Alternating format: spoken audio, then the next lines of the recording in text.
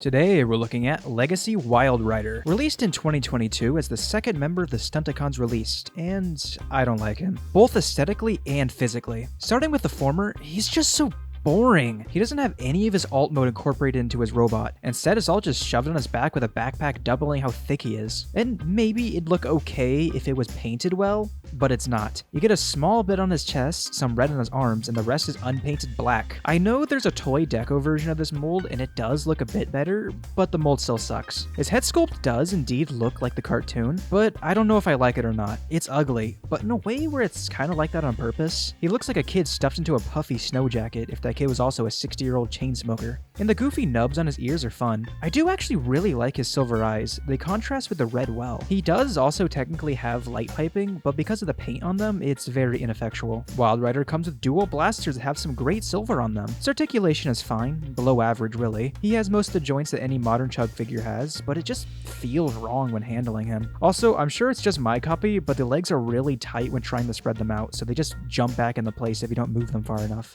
Honestly, I don't think I was ever gonna like this figure. It's based off a character design that I already think is terrible, so there's no chance this mediocre toy is ever gonna change my mind, especially one that has to compromise so much for the combiner gimmick. Anyway, onto transformation. And it's really unfun to do. There's just parts that have to move past each other when there's no clearance, making you have to stress the hinges to force it into place. And all that trouble results in this actually fantastic looking car mode. Loosely based off a Ferrari, this nice of a car mode would be impressive if a quarter of it wasn't a backpack, but it still looks great. The red windows look so nice with the beautiful smoky black. The red stripe adding just the right amount of color to make it interesting. I do wish it had some tail light or headlight paint though. There's lots of nicely molded detail here, vents, panels, and whatnot. The Decepticon symbol on the hood is super clean too. And of course, the only reason this alt mode is so good is so the combiner will look good with the car glued to it, because almost everyone who buys this figure is getting it exclusively for Menasor.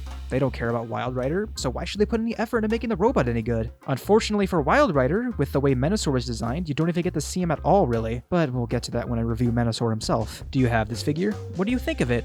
What should I review next? Let me know in the comments below. See ya!